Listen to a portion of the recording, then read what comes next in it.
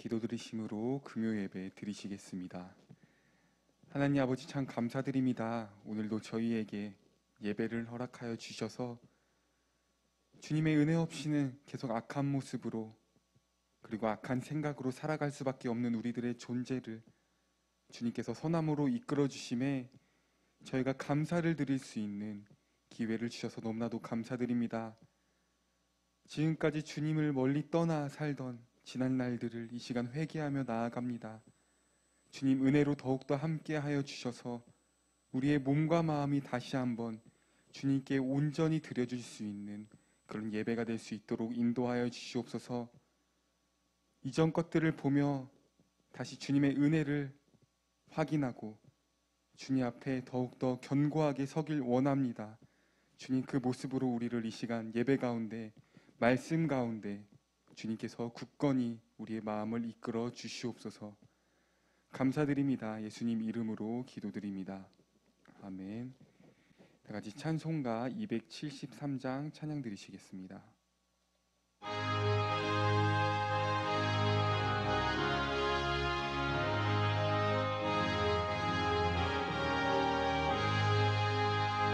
나 주를 멀리 떠났다 이제 옵니다. 나 죄의 길에 시달려 주여 옵니다. 나 이제 왔으니 내 집을 찾아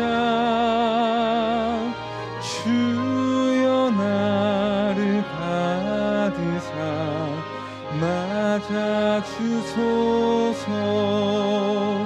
그 귀한 세월 보내고 이제 옵니다.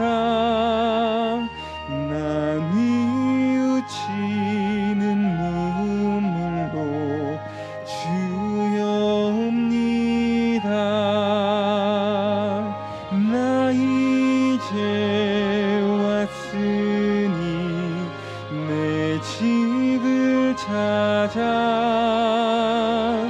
주여 나를 받으사 맞아 주소서.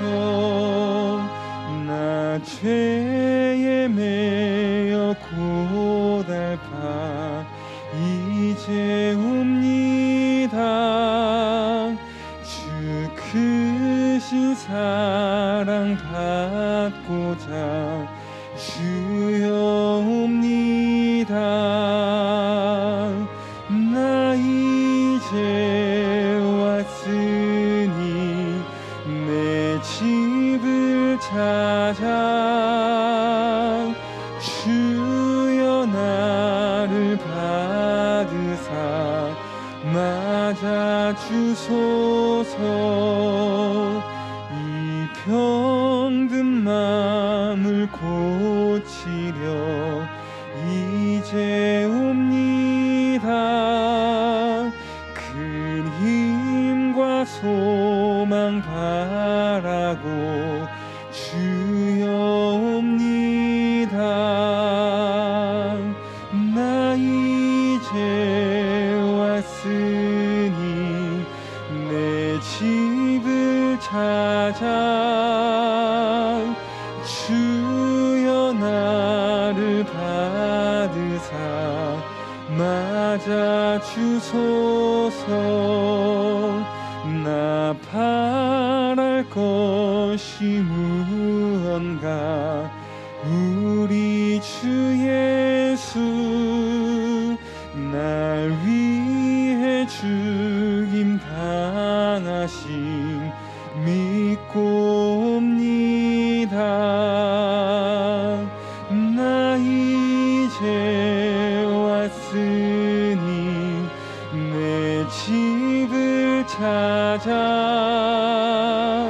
주여 나를 받으사 맞아 주소서. 나 이제 왔으니 나 이제 왔으니 내 집을 찾아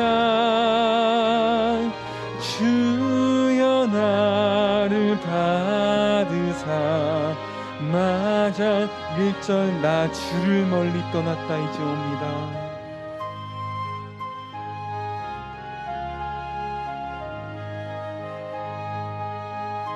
나 죄의 길에 시달려 주여 옵니다.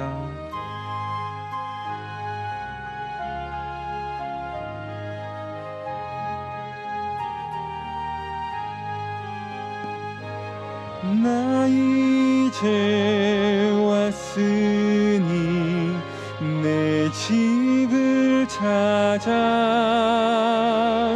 주여 나를 받으사 맞아 그 귀한 세월 보내고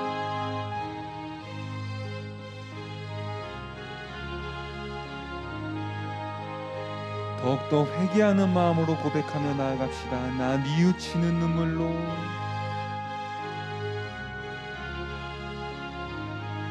주여 옵니다. 나 이제 왔으니 내 집을 찾아 주여 나를 받으사 맞아 2절 그 귀한 세월 보내고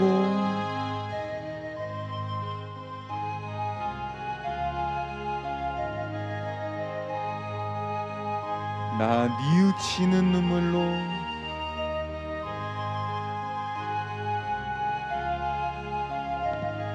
주여 옵니다. 나 이제 왔으니 내 집을 찾아 주여 나를 받으사 이 시간 주님 앞에 한 번 더 고백하며 나아갑시다. 그 귀한 세월 보내고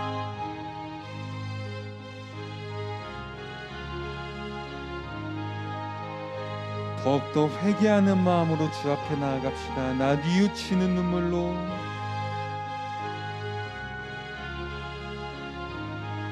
주여 옵니다. 나 이제 왔으니 내 집을 찾아 주여 나를 받으사 맞아 주소서. 나 이제 왔으니 나 이제 왔으니 내 집을 찾아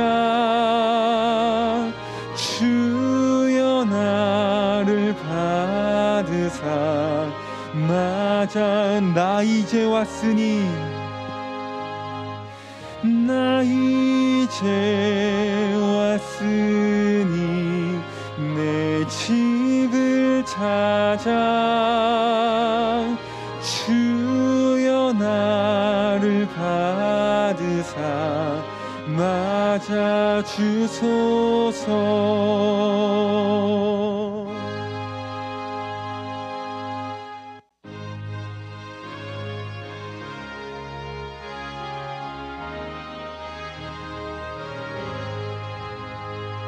주께로 한 걸음씩 왜 가지 않느냐.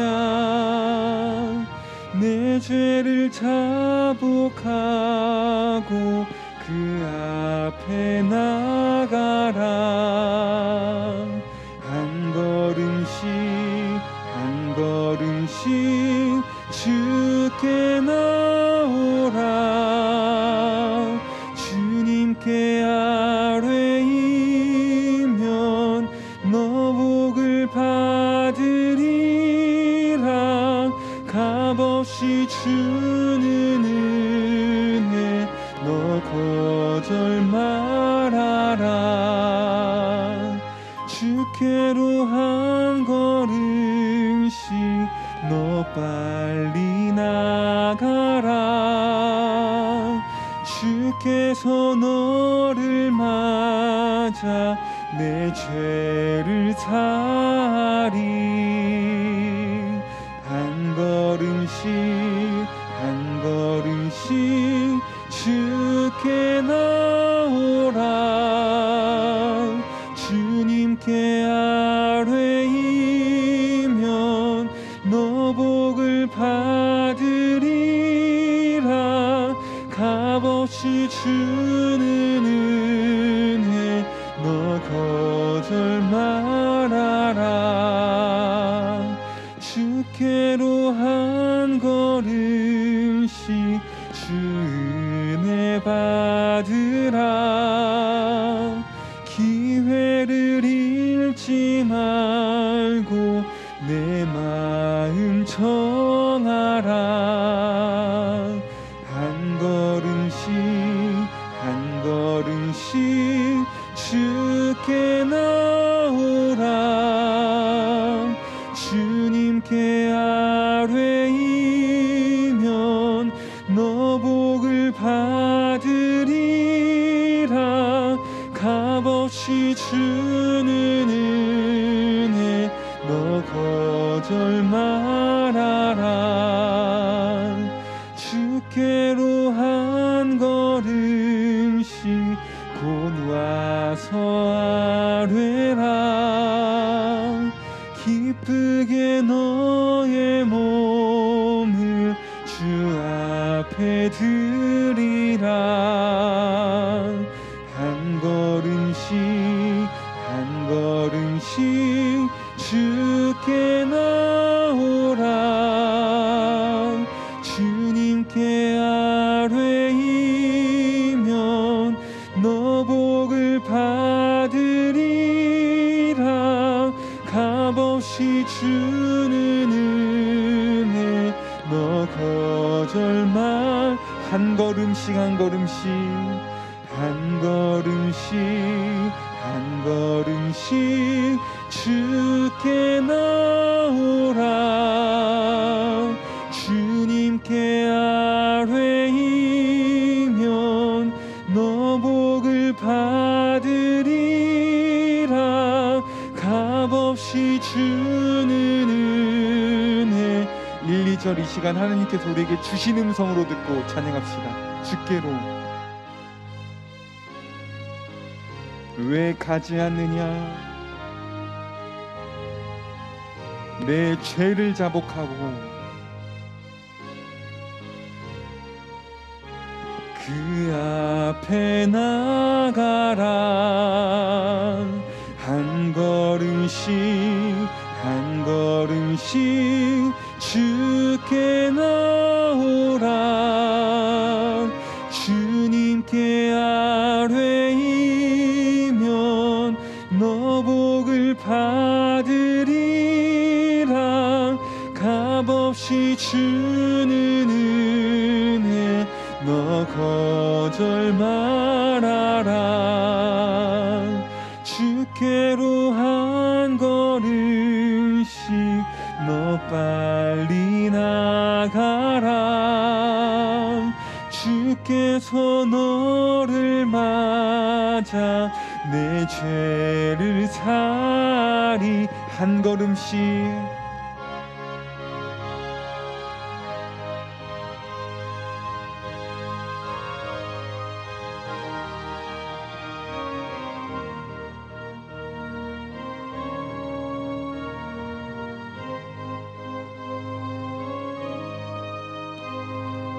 값없이 주는 은혜 너 거절 말아라. 아멘.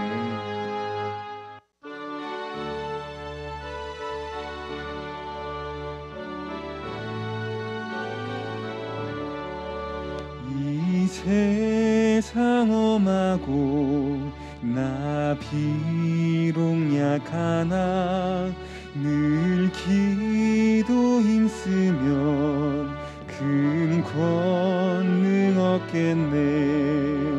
주의 받아서 비와 같이 붉은 죄 눈같이 이 세상 엄하고 나 비록 약하나 늘 기도 힘쓰면 큰 권능 얻겠네. 주의 은혜로 대속받아서 비와 같이 붉은 죄 눈같이 이겠네. 주님의 권능은 한없이 크오니 돌 같은 내 마음 곧 녹여주소서. 주의 은혜로 대속받아서 비와 같이 붉은 죄 눈같이 이겠네. 내 맘이 약하여 늘 넘어지오니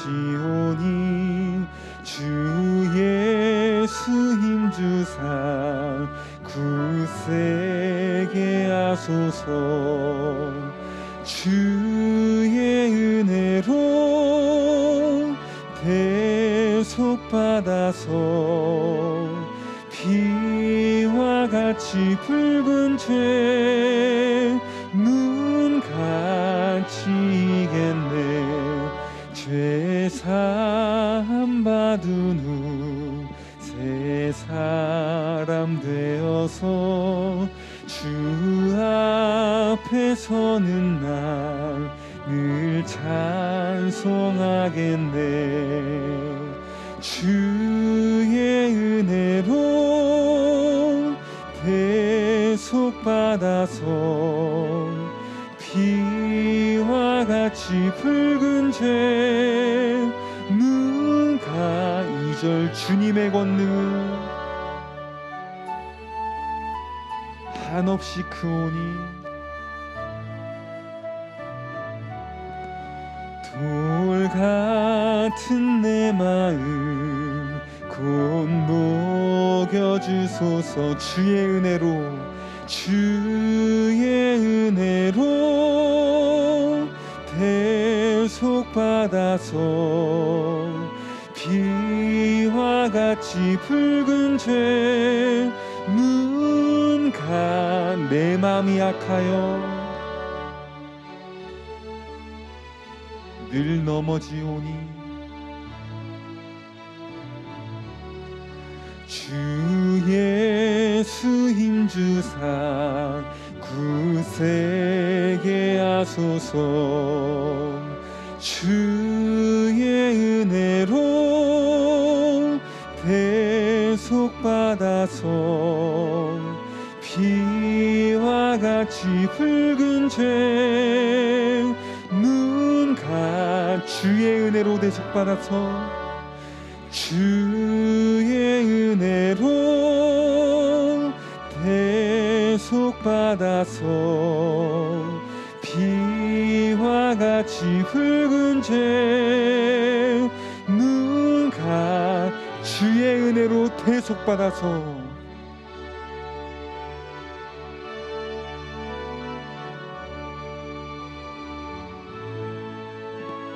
비와 같이 붉은 죄 눈같이 이겠네. 아멘.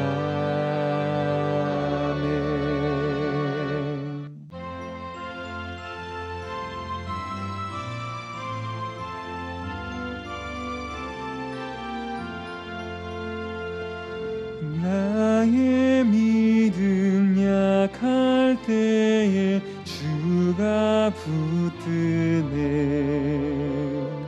마귀 나를 꾀일 때에 주가 붙드네.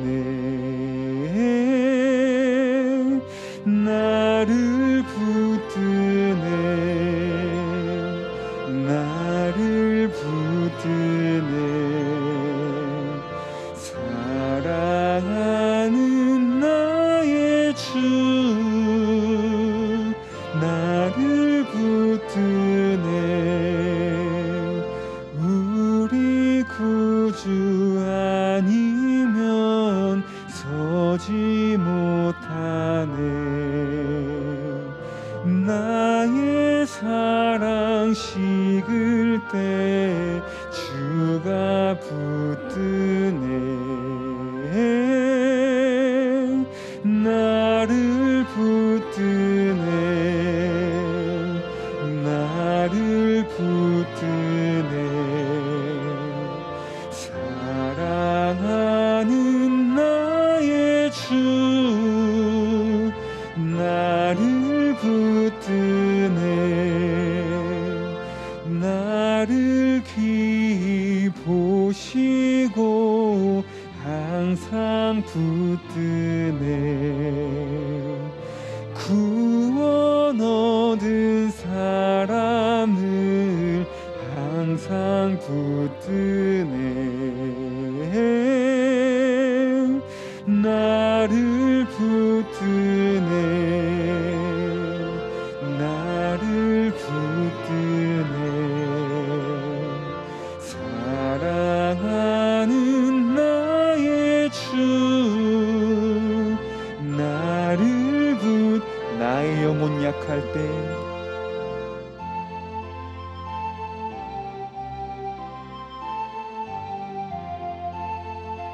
피를 흘려 샀으니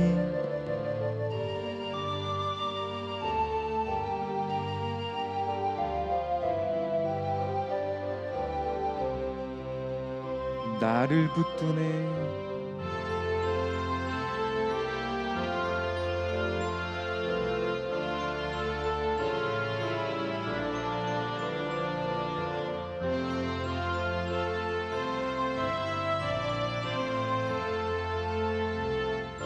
이 절 다 같이 찬양합시다. 우리 구주 아니면 우리 구주 아니면 서지 못하네. 나의 사랑 식을 때 주가 붙드네. 나를 붙드네. 나를 붙드네. 사랑하는 나의 주 나를 나의 영혼 약할 때 나의 영혼 약할 때에 주가 붙드네. 피를 흘려 샀으니 주가 붙드네. 나를 붙드네. 나를 붙드네. 사랑하는 나의 주 나를 붙드네.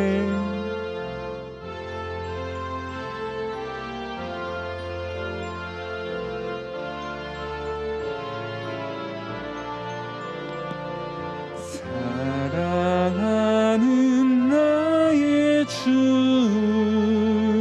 나를 붙드네.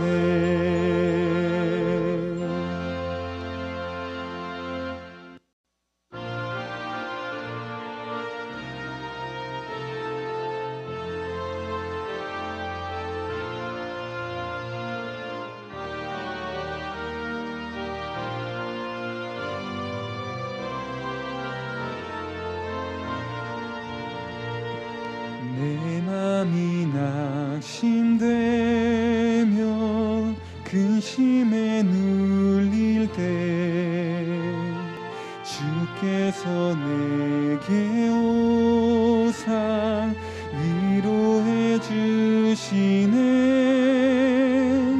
가는 길 캄캄하고 괴로움 많으나 주께서 함께하며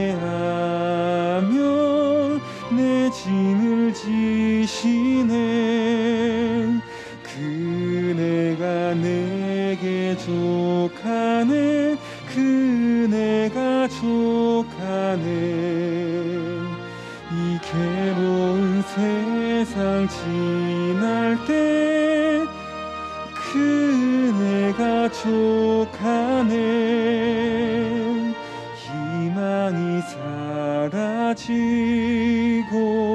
친구 날 버릴 때 주 내게 속삭이며 새 희망 주시네. 싸움이 맹렬하여 두려워 떨 때에 승리의 왕이 되신 주 음성 들리네.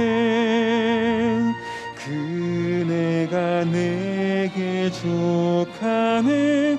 그네가 족하네. 이 괴로운 세상 지날 때 그네가 족하네.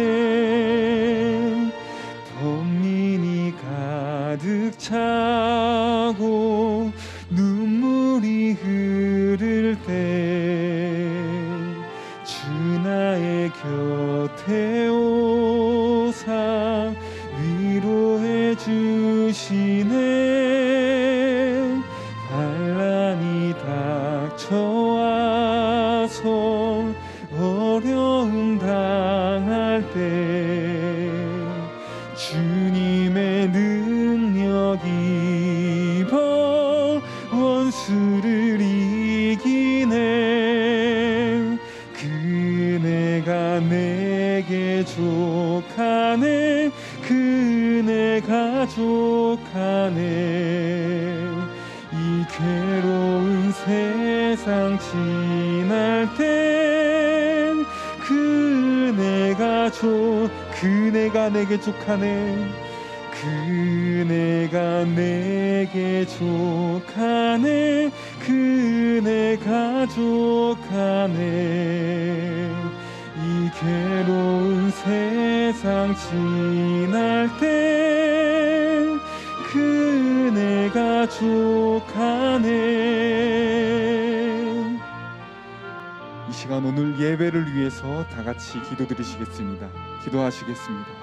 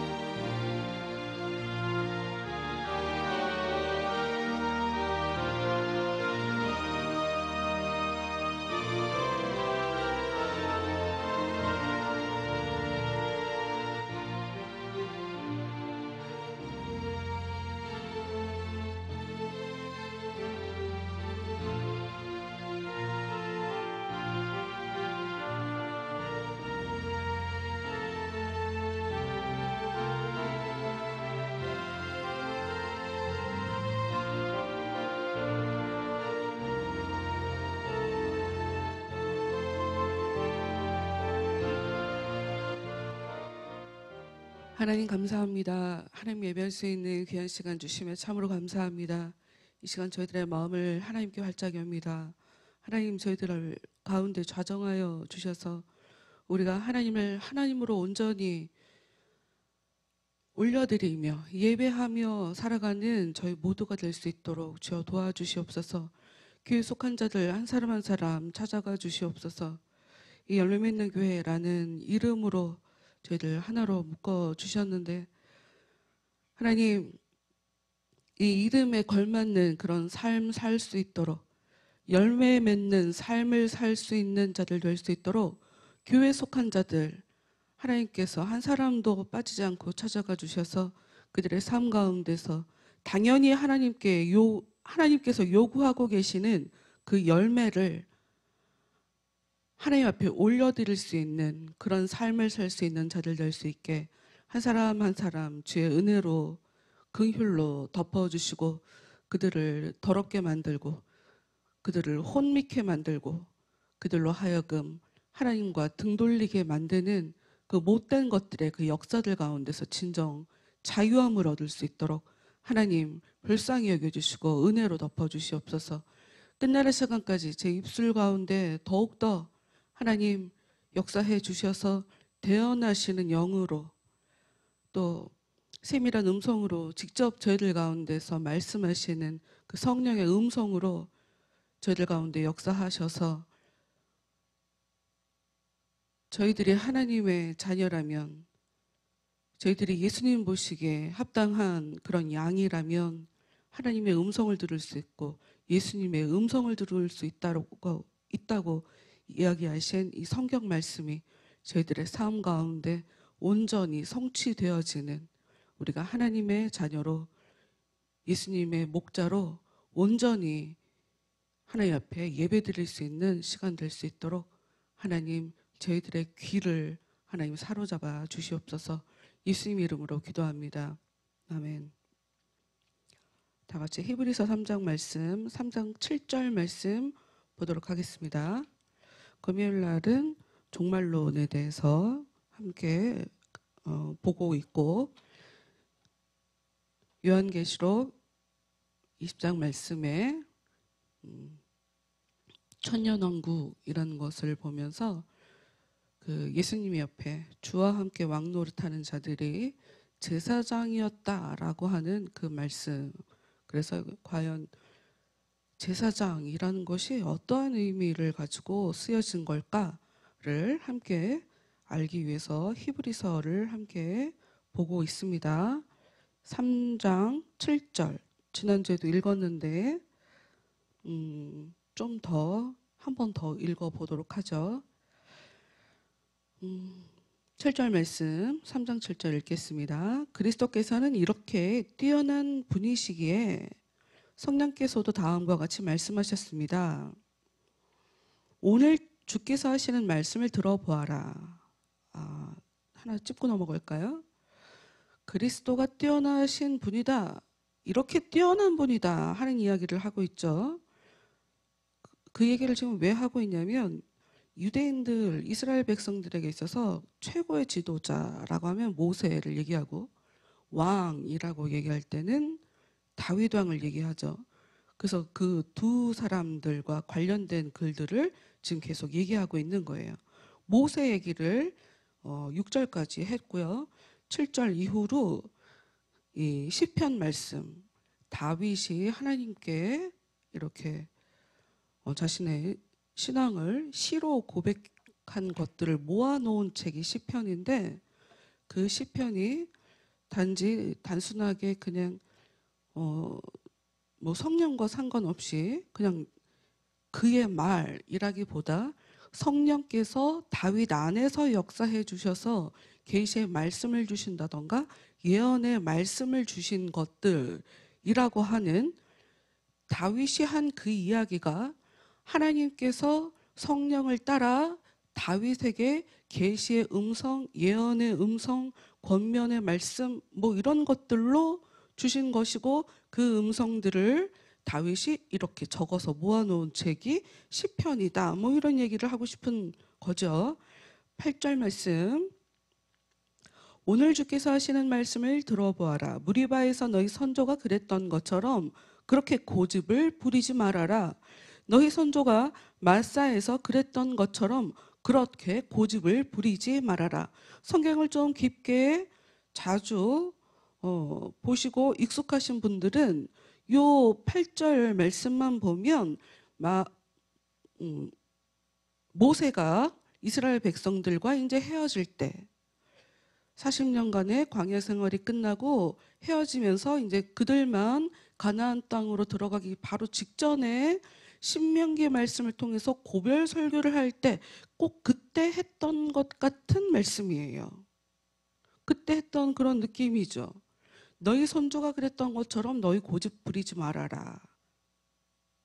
그러나 잘 들여다보면 하나님께서 성령께서 다윗에게 말씀하시는 거예요. 다윗에게 말씀하신 것은 다윗 한 사람에게만 얘기하는 게 아니라 다윗과 같은 믿음의 사람들에게 말씀을 하시는 거죠. 더 읽어봅시다. 9절. 너희 선조는 거기서 내가 어쩌나 보려고 시험하였다. 40년 동안 그들을 위해 내가 한 일을 똑똑히 보았는데도 나를 한번 떠보려 하였다.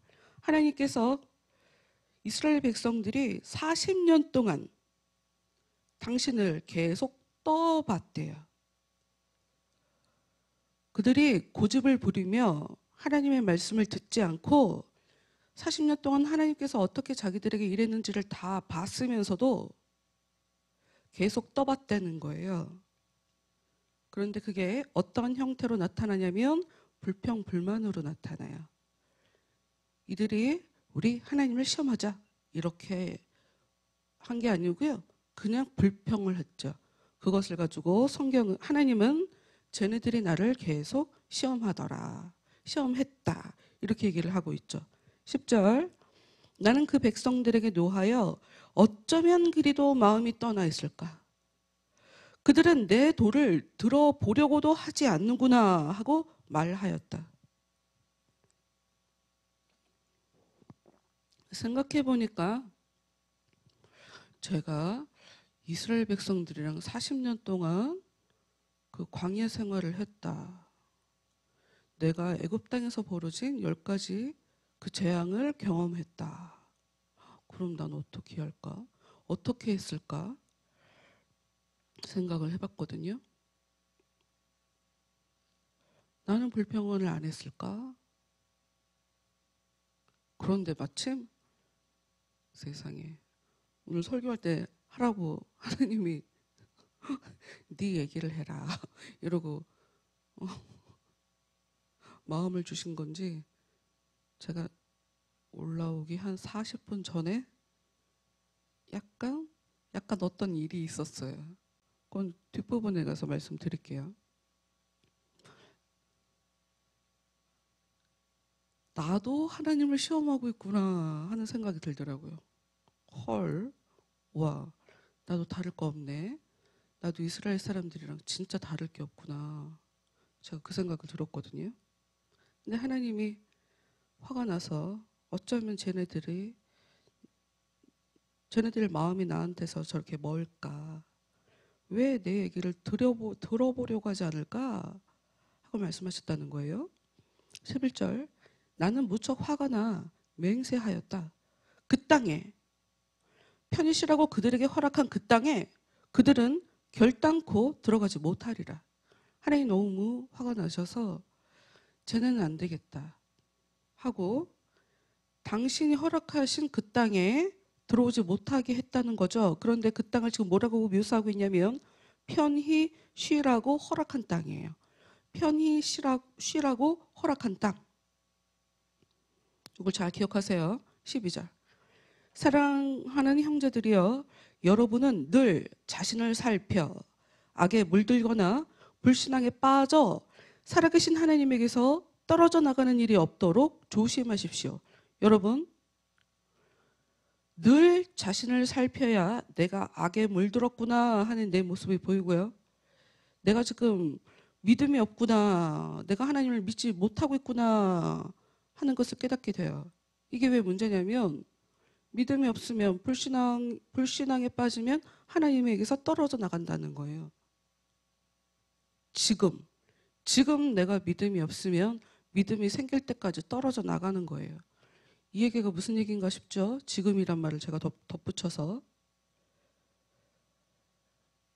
8절에도 오늘이라는 단어를 얘기하고 있고요. 13절 말씀 봅시다. 우리가 가진 지금 현대어 성경에는 아직 시간이 있는 동안이라고 써 있는데 여기도 사실 오늘이란 말로 써져 있어요. 둘 다 오늘. 이거가 중요해요. 뒤에 가서 이 부분을 얘기할 건데 13절 오늘 날마다 서로 일깨워 주어 아무도 죄의 유혹에 넘어가서 하나님을 향해 마음의 문을 닫는 일이 없도록 하십시오. 죄는 계속 우리를 유혹해요. 근데 뭐가 문제냐? 죄의 유혹에 넘어가는 순간 하나님을 향해 마음의 문이 닫혀진다는 거죠.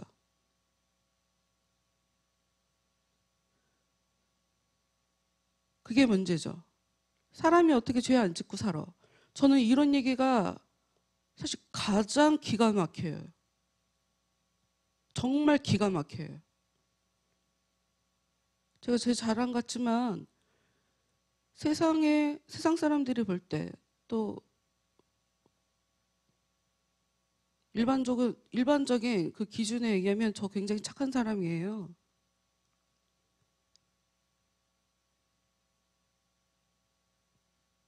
저는 죄가 굉장히 무섭다는 걸 알아요.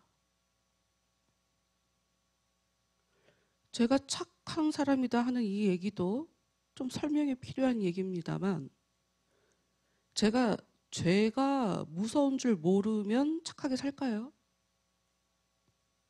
저도 사람인데, 사람들이 내 소망이란 이름 뒤에 죄가 도사리고 있는 거를 전혀 깨닫지 못하고 그냥 내 소망, 내 꿈, 내가 하고 싶은 거 막 이러면서 막 꿈을 계속 키워가요. 여러분, 하나님이랑 떨어집니다. 그러지 마세요. 내려놓으세요. 내려놓으셔야지. 근데 모든 사람들에게 다 저 같은 삶을 원하지는 않을 거예요. 사람마다 다 다르니까 뭐 저같이 다 살으시라고 그런 얘기를 하는 건 아니고, 우리 삶에 하나님의 뜻이 더 중요하고 하나님의 의지가 더 중요하다. 여차하는 사이에 죄에 대해서 너무 방만하게 깊이 생각하지 않다가 죄의 유혹에 탁 물리면, 아주 발이 그냥 확 담기면 빠져나오기 힘들고, 여차하면 10년, 20년, 30년짜리 프로젝트를 시작하게 되실 수 있다. 이게 굉장히 힘들다. 이 사람들은 불평해서 죽었어요. 뭐 길게 얘기할 것도 없어요. 불평해서 죽었다고요. 이스라엘 사람들은. 14절 말씀 봅시다. 14절. 만일 우리가 처음에 믿기 시작했을 때처럼 한결같은 마음으로 하나님을 의지하고 끝까지 충성한다면 그리스도께서 주시는 모든 복을 받을 수 있을 것입니다. 다시요. 만일 우리가 처음에 믿기 시작했을 때처럼 한결같은 마음으로 하나님을 의지하고 끝까지 충성한다면 그리스도께서 주시는 모든 복을 받을 수 있을 것입니다. 복은 어디서 오나? 하나님을 계속 의지하고 끝까지 충성하는 자에게 복이라는 게 오죠. 여러분, 흔들릴 수 있어요. 사람도 흔들릴 수도 있어요. 저도 흔들린 적 있어요. 좀 전에 곽전사가 맨 나중에 불렀던 찬양, 그 은혜가 내게 족하네. 제가 하나님께 어떤 기도 제목이었는지는 제가 기억이 안 나는데 그걸 가지고 계속 하나님께 기도를 할 때였어요. 근데 저는 내 마음이 낙심되며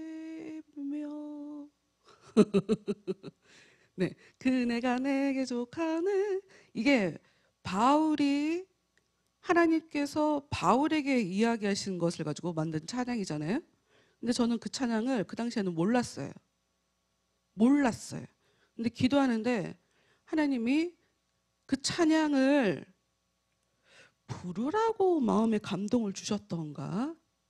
근데 그건 잘 기억이 안 나는데, 이제 제가 처음에 은혜 받고 나서는 악보를 보면 바로 부를 수 있는 그런 초견이 가능했었던 사람이었어서 그 찬양을 불렀죠. 근데 후렴 부분을 부르는데, 아, 이게 하나님이 나한테 지금 답을 주신 거구나. 달라고 하지 마.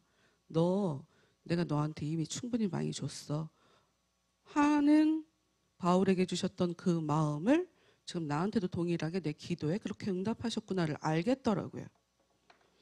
되게 중요해요. 저도 흔들릴 때가 있다니까요. 근데 기도하면 그렇게 하나님이 답을 주시고 제 마음을 붙잡아 주시는 거죠.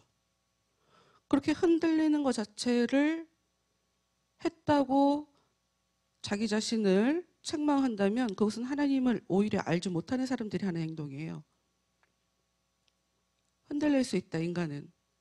그런데 기도하고 마음이 다시 그 자리에 하나님 앞에 중심을 잡으면 되는 거죠. 15절. 그러므로 지금 이 시기가 중요합니다. 지금 감정이 중요한 거예요. 지금 생각이 중요한 거라고요. 지금 현재 이 시점에 제가 이렇게 설교를 하고 있는 이 상황에 여러분들이 어떻게 듣고 있는지 지금 여러분의 감정, 지금 여러분들의 마음, 이게 중요하다는 거예요. 다음 경고를 잠시도 잊어버리지 마십시오. 무리바에서 너희 선조가 그랬던 것처럼 그렇게 고집을 부리지 말아라. 너희 선조가 마사에서 그랬던 것처럼 그렇게 고집을 부리지 말아라. 하나님이 하나님만 의지해라, 끝까지 충성해라 라고 해도 믿어줘야 믿죠.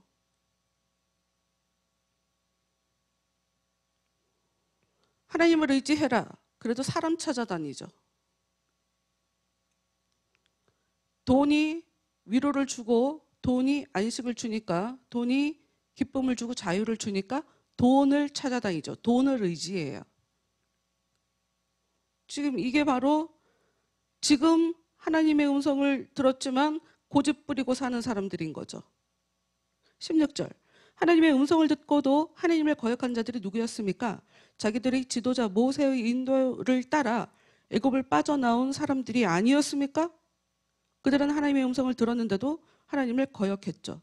하나님이 계속 먹여주고 기적 같은 일을 경험했지만 그래도 모세에게 우리를 죽이려고 여기를 끌고 나왔냐라고 이야기를 했던 사람들이에요. 자기 눈으로 직접 봤음에도 불구하고.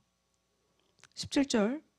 그리고 40년 동안이나 하나님의 진노를 산 사람들은 누구였습니까? 죄를 짓고 광야에서 죽어 시체가 된 바로 그 이스라엘 사람들이 아니었습니까? 누가 하나님의 진노를 샀습니까? 하나님이 구원해 주신다고 애굽에서 끄집어냈는데 그 사람들이 하나님을 화나게 했다. 그 사람들이 하나님을 진노하게 만들었다. 18절. 하나님께서 약속의 땅에 결코 들여보내지 않으시겠다고 맹세하며 말씀하신 것은 누구를 향해 하신 말씀입니까? 하나님께 순종하지 않은 바로 그 사람들에게 하신 말씀이 아니었습니까? 왜 그들이 약속의 땅에 들어가지 못하였습니까? 말할 것도 없이 그들이 하나님을 의지하지 않았기 때문입니다. 힘든 일이 있는데 하나님이 의지가 안 되면 믿음 없는 거예요.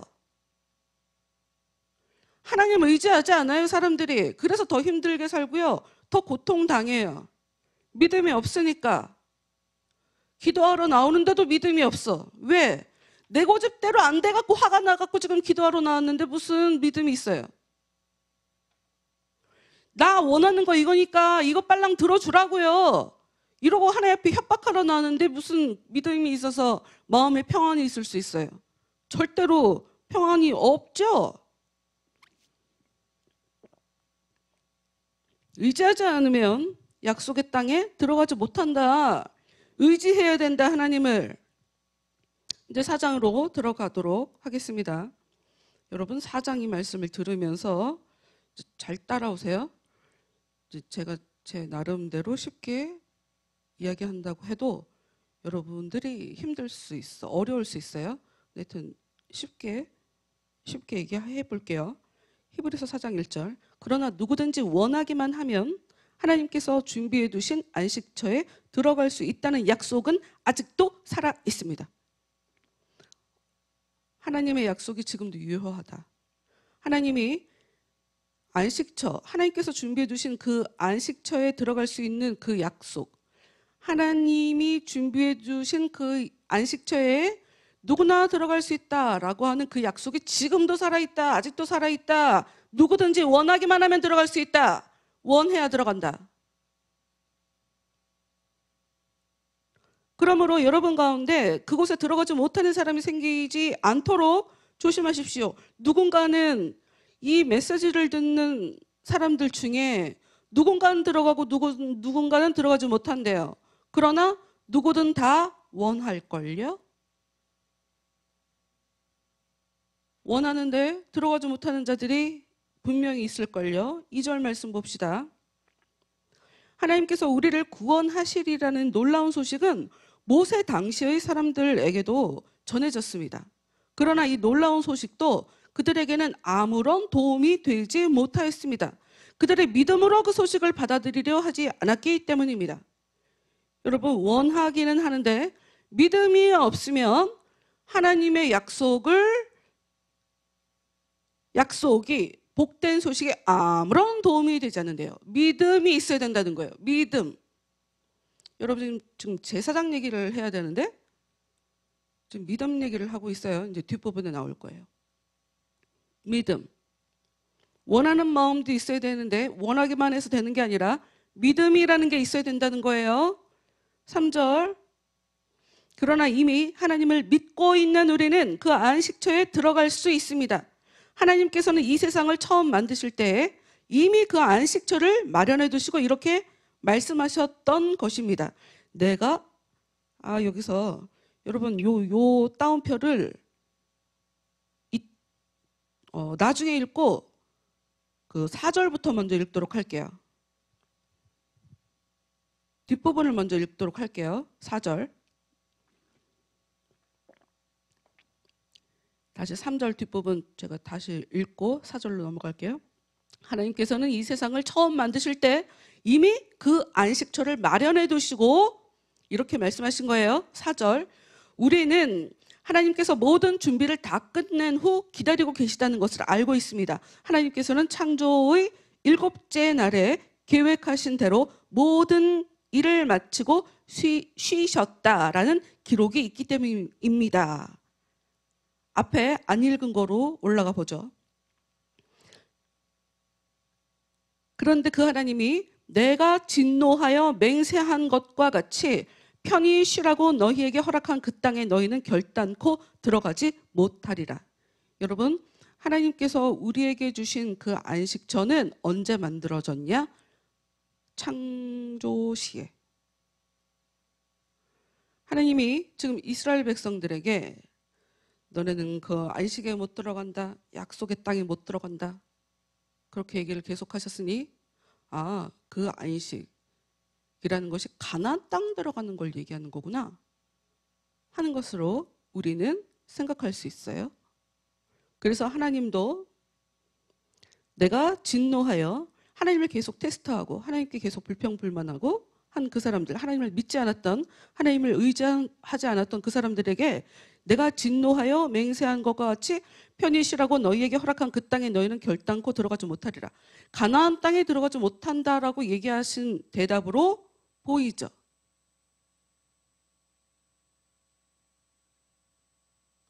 하나님께서 7째 날에 가나안 땅을 만드셨다는 얘기예요? 그 얘기가 아니에요. 왜 오늘이 중요한가? 제가 아까 오늘 지금 어떻게 들리나 이게 중요하다고 얘기했죠? 근데 여기서 나와요. 하나님께서 진짜 얘기하고 싶은 안식의 땅. 안식할 수 있게 편히 쉬라고 허락한 그 땅은 보이는 땅이 아니라 우리 안에 임하는 땅이에요. 우리 안에 임하는 하나님의 나라.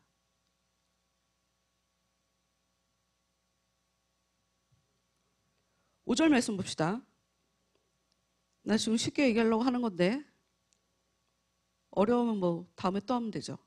그런데도 그들이 그곳에 들어가지 못한 것은 하나님께서 그들은 결코 내 안식처에 들어오지 못하리라고 하신 말씀에 기인한 것입니다. 분명히 하나님께서 그 안식하는 날은 하나님께서 창조를 끝나시고 7째 날에 이미 만들어졌는데 이스라엘 백성들에게 너희들이 편히 쉬라고 준비해 놓은 그 땅에 너희들은 못 들어와 라고 얘기를 하니 지금 그 두 땅이 다른 땅인 건가? 머리가 복잡해지죠? 좀 더 읽어볼게요. 6절. 그러나 안식에 대한 약속은 아직도 살아 있습니다. 그리고 그곳에 들어가도록 허용된 이들은 하나님께 순종하지 않았기 때문에 자기들에게 주어진 기회를 잃어버린 사람들은 아닙니다. 이제 하나님께서 그곳에 들어갈 수 있는 기회를 다시 주셨습니다. 그 기회가 바로 지금입니다. 첫 번째 사람들이 들어가는데 실패한 이후 오랜 세월이 지나자 하나님께서는 다윗을 시켜 이 사실을 알려주셨습니다.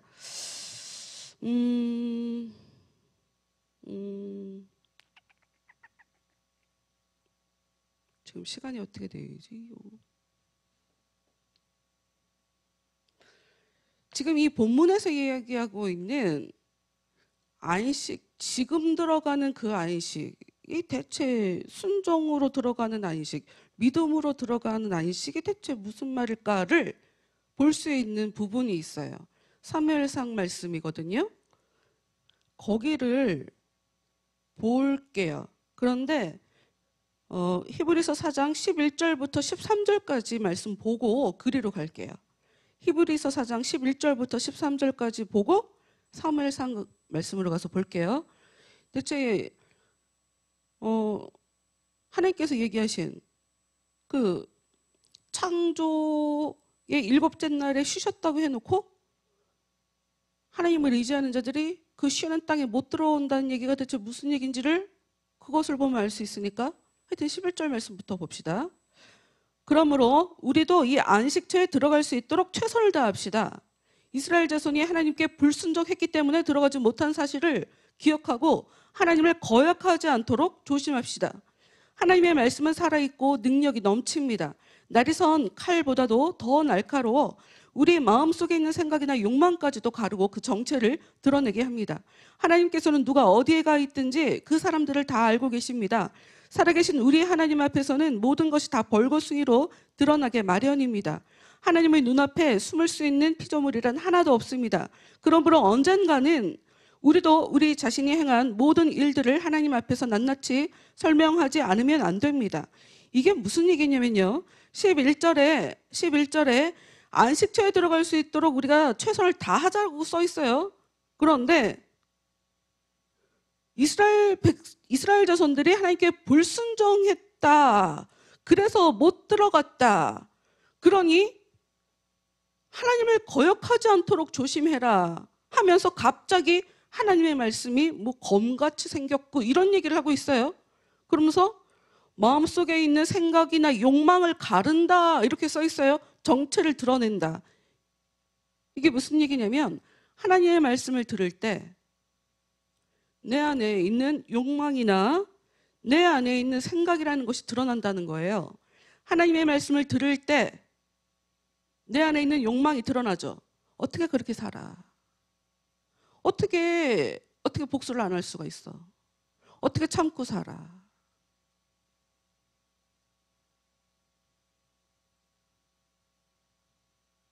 복은 하나님의 때에 이루어집니다 라고 말씀을 전하면 내가 원하는 때 안 이루어지는 거야? 이게 지금 하나님의 말씀을 따라 그 마음속에 있는 욕망, 생각이 드러난 거예요. 이렇게 드러난 거라고요. 자신을 들여다보며 나의 이 생각을 내가 어떤 생각을 하는지 어떤 마음인지를 들여다보며 하나님께 불순종하면 안식의 땅에 못 들어가는데 하나님한테 거역하면 안 되는데 조심해야 되는데 이렇게 마음 먹고 기도하고 최선을 다하라는 얘기죠. 그러면 사무엘상 1장 말씀 가서 읽도록 하겠습니다. 사무엘상 1장 1장부터 읽으면 좀 긴가? 그러나 읽어야 돼. 긴 것 같아도 읽지 않으면 확 마음에 이해가 안 되니까요. 사무엘상 1장 1절 읽어드릴게요. 에브라임 산간 지역에 라마다임 소빔이라는 마을이 있었는데 거기에 에브라임 지파에 속한 수부의 아들 자손 엘가나가 살고 있었다. 사람 남자 이름이에요. 그의 아버지는 요로함이요, 요로함의 아버지는 엘리후요, 엘리후의 아버지는 도후요, 도후의 아버지는 수비였다. 엘가나에게는 두 아내가 있었다. 엘가나는 한나에게서 아이를 낳지 못하자 브닌나를 아내로 더 두었다. 브닌나는 아들과 딸들을 많이 낳았다. 엘가나는 해마다 한 번씩 온 가족을 거느리고 실로의 성소로 올라가 이스라엘이 하나님 여호와께 제물을 바치며 예배하였다. 거기에서는 엘리의 두 아들 홈니와 비느하스가 제사장으로 봉직하고 있었다.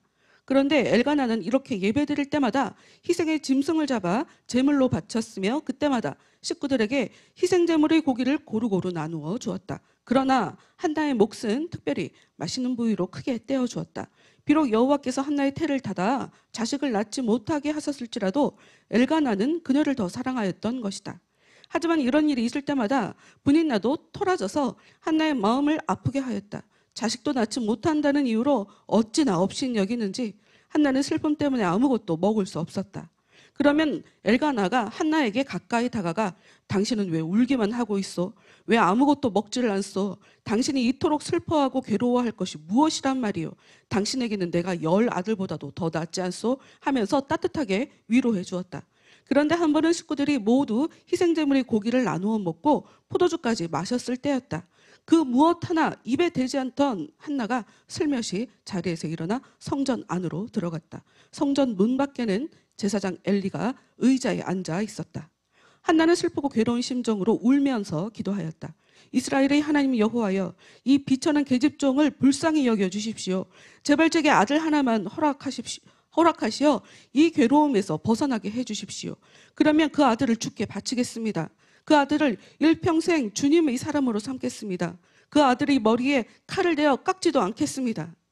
한나가 성전 안에서 오래도록 기도드리고 있을 동안에 엘리는 문 밖에서 그녀를 지켜보고 있었다. 그런데 엘리에게는 달싹거리는 한나의 입술만 보였지 기도 소리는 들리지 않았다. 한나는 마음속으로만 기도드렸기 때문에 밖으로 소리가 새어나오지 않았던 것이다. 그래서 엘리는 한나가 술 취한 줄 알고 큰 소리로 그를 꾸짖었다.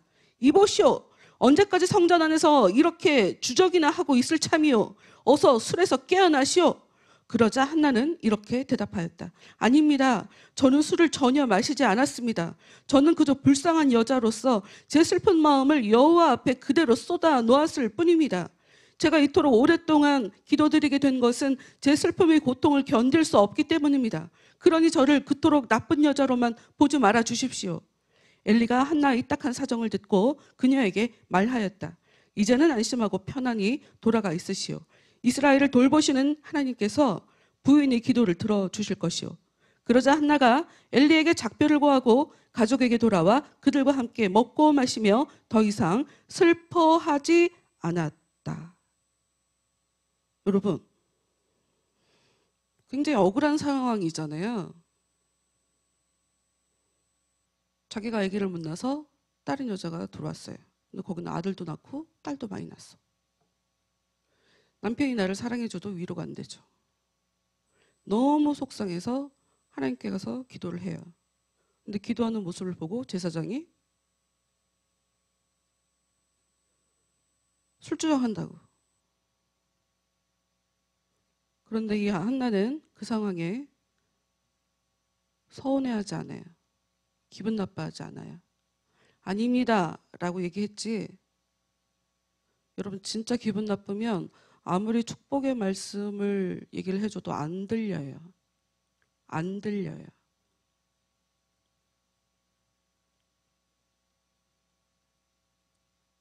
이 사람은 얘기를 듣자마자 바로 들었어요. 안심하고 편안히 돌아가 있으시오. 이스라엘을 돌보시는 하나님께서 부인의 기도를 들어주실 것이오. 더 이상 이 여자는 슬퍼하지 않아요. 이게 진짜 믿음이죠. 그럼 이 여자는 지금 어디에 들어가는 거예요? 안식에 지금 들어가는 거죠. 나중이 아니라 지금. 말씀을 듣자마자 내가 의지하는 하나님께 믿음을 갖고 기도하는데 벌어진 상황은 오해도 일어나죠. 그러나 그거 개의치 않아요. 약속의 말씀을 받은 것, 그거 하나로 더 이상 이 여자는 울며 살지 않아요. 이게 진짜 믿음이죠. 하나님의 나라, 하나님의 그 안식은 지금 들어가는 거예요. 믿음으로 들어가는 거예요. 내가 의지해서, 진짜 하나님을 의지하기 때문에 들어가는 거예요. 이스라엘 사람들은 아무리 대단한 기적들을 경험했더라도 지금 불평했단 말이에요. 어제 그래 놀라운 일 경험했지. 몇 년 전에 놀라운 일 경험했어. 우리만 살고 애굽 사람들한테만 우리 땅에는 아무 일도 안 일어나고 애굽 땅에만 신기한 일이 일어나더라고. 아 근데 그거는 옛날 얘기고 지금 내가 먹을 게 없잖아. 지금 나한테 물을 안 주잖아. 나를 죽일 참이야? 이 사람들은 지금 과거에 하나님께서 어떤 은혜를 베풀어 주는지 그거 중요하지 않아요.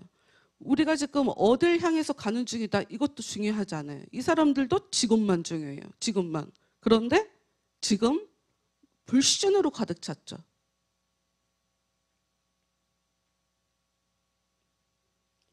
하나님이 정말 주려고 하는 안식의 땅은 가나안 땅이 아니에요. 믿음을 갖는 것. 하나님이 말씀하실 때 바로 아멘으로 받아들일 수 있는 것. 이게 진짜 안식으로 우리를 이끌어가는 거죠. 근데 사람들은 말씀을 들으며 근데 말씀을 제대로 받아들이고 아멘으로 받고 말씀에 순종해서 살려고 하는 의지조차 없다. 이 사람은 아기를 낳게 됩니다. 아기를 낳게 돼요. 그래서 하나님께 약속대로 하나님께 올려드려요. 그래서 이 사람이 사무엘이라고 하는 이스라엘 역사에 굉장히 중요한 아주 큰 일을 하는 그런 사람으로 쓰임을 받게 되죠. 충분히 비교가 될 만하죠. 나도 아내고 우리 남편에게 있는 또 다른 여자도 아내고 난 아이가 하나도 없는데 저 여자는 아이도 많이 낳고 굉장히 비교가 되죠.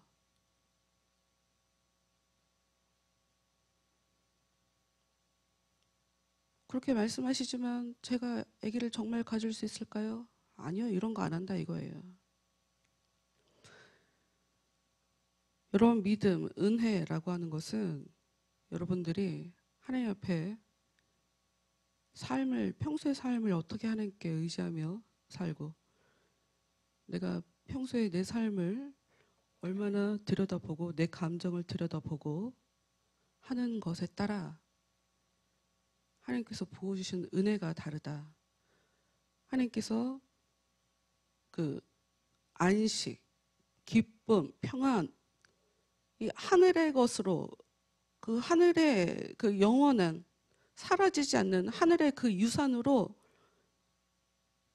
사람들한테 부어주시는데 평소에 준비가 하나도 안 돼 있어서 평소에 하나님의 은혜를 받을 것에 대해서 별로 관심이 없으니 은혜를 받기가 참 어려운 거예요.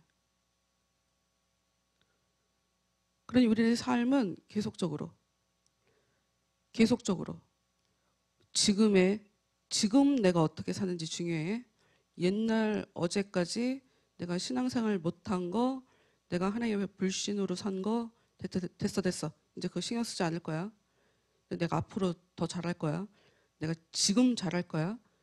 이런 것을 체질적으로 몸에 익숙하게 해 놓으시고 내 마음속에 올라오는 생각들을 자꾸 분별해 보고 하나님 앞에 어떻게 특히 하나님의 이 말씀 앞에 내가 어떻게 반응하는지를 계속 들여다봐야 내가 하나님을 의지하지 않는 것도 알게 되고 하나님을 믿지 않는 것도 알게 되고 라고 하면서 점점 발전이 일어나게 되는 거지 한순간에 없던 믿음이 생겨나는 게 아니에요. 이 한나라는 사람은 굉장히 그 시간까지 준비가 많이 되었기 때문에 결정적으로 역사하시는 그 하나님의 날, 그 때에 이렇게 아주 기적을 경험하게 되는 그런 일을 겪게 된 거죠. 여러분 우리 기도하겠습니다. 하나님은 우리에게 안식을 주기 원해요. 편안한 마음으로 살 수 있도록 평안을 너에게 주노라. 세상에 알 수 없는 세상이 줄 수도 없는 평안을 주님께서 주신대요. 주님은 매 순간순간 우리에게 평안을 주고 싶어 하시는 거예요. 근데 뭐가 문제냐? 왜 그 평안을 우리가 받아들이지 못하냐? 주님만 의지하지 않기 때문에 다른 존재들을 의지하는 존재들이 너무 많다. 믿지 않기 때문에. 그분이 나에게 평안을 주실 것이다. 기쁨을 주실 것이다. 나를 행복하게 해주실 것이다. 이게 믿어지지 않기 때문에 주님은 계속적으로 오늘 계속 쉬지 않고 우리에게 은혜를 주고 싶어 하시지만 우리가 그걸 받아들일 수가 없는 거죠. 그러니까 주님의 문제가 아니라 우리의 믿음 없음이 문제고 아멘으로 받아들이지 못하는 내가 문제인 거지 하나님이 안 계신 것이 아니에요. 주님이 안 도와주시는 것이 아니에요. 내가 의지하는 대상이 너무 많고 내가 믿음이 없어서예요. 그리고 그 뒤에는 내가 의지하지 않으려고 하는 그 마음 뒤에는 마귀가 역사해요. 우상이 있죠. 욕심이 있어요.